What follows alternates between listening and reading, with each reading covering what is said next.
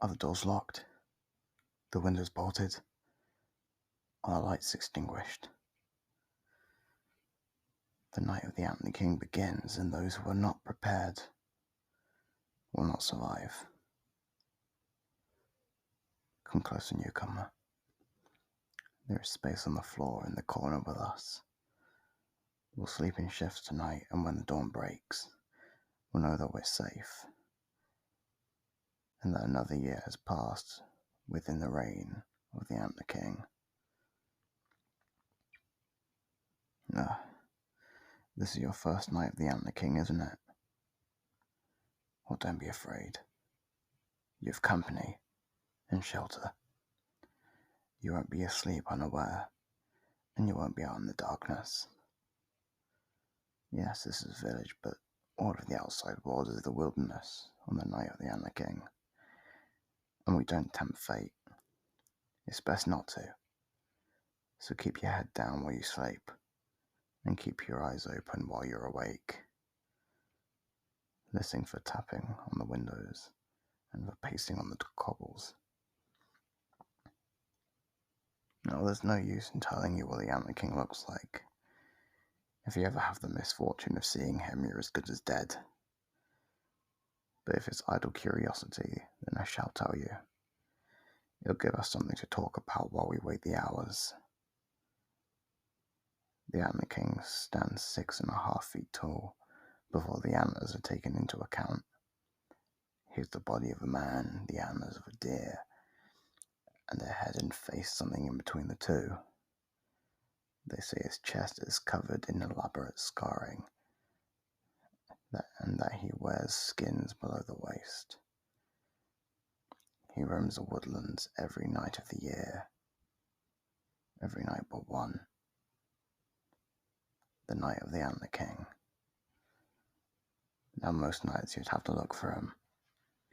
You'd have to enter the forest and follow the prints, the ones that seem neither man nor beast. You need to follow the gouges in the trees, the ones 6 foot above the ground that appear crudely carved with a knife. You would need to listen for the calls, the ones that are both living and undead.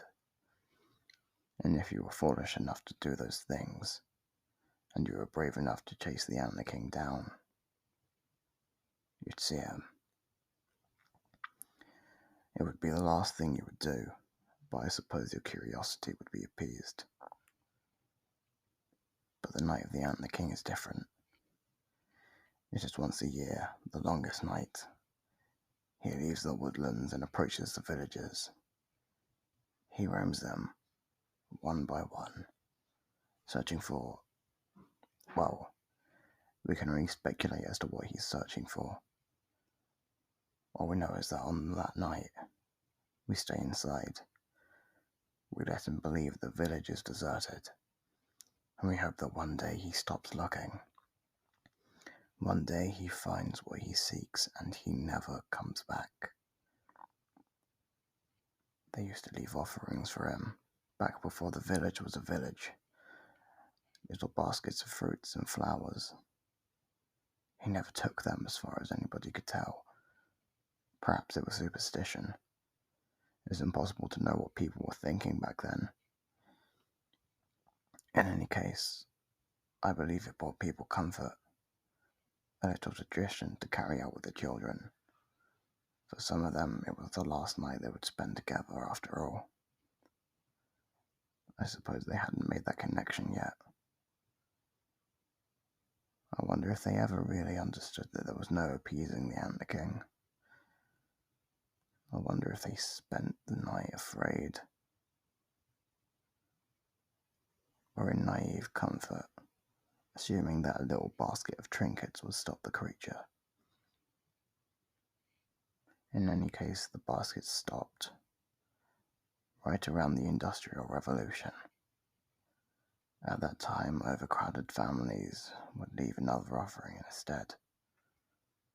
A child that took up too much time, a baby that couldn't sleep through the night, a troublesome husband that drank more than was good for him. Those offerings were always accepted, A little smear of blood on the flagstones was the only evidence that someone had ever been there.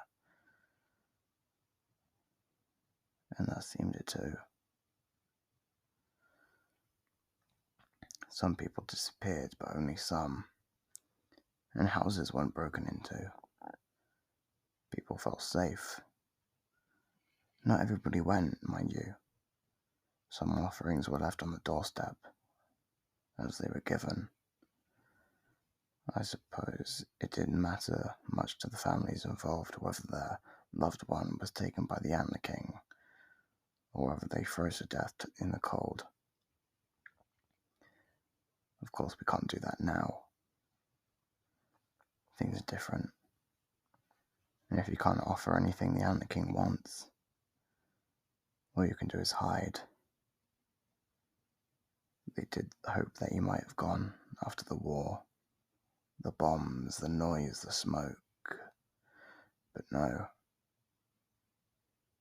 Even on the darkest days, the Antler King demanded his due. It was easier to hide then. Nobody had their lights on anyway. Many families simply spent the night in the shelters and left it at that. You may find that some families still do. I have it on good authority that the marshals even now will spend the night of the Antler King in the old Anderson shelter.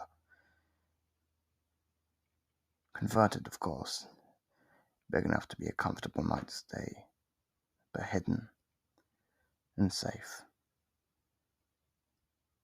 And that brings us to today, or perhaps I should say tonight. I think most people have given up. They've just come to accept it. And when someone moves in from another town, they warn them. Sometimes, if the newcomers are friendly and neighborly, they don't cause trouble. Consider yourself lucky. Someone obviously considers you a friend. Otherwise you wouldn't be here, would you? You'd be fast asleep in a house with no boarded windows and no locked doors. You'd be in the only house with noise or movement. And you would be the only thing the Antler King would notice. But now you know.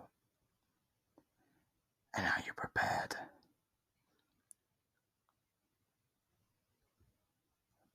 But I'm sure you're wondering whether there are any other traditions you need to know in this town, aren't you? I suppose you'll find out closer to time. Or maybe you won't. Exciting, isn't it? Well, that's our shift done. Get some sleep. Good night.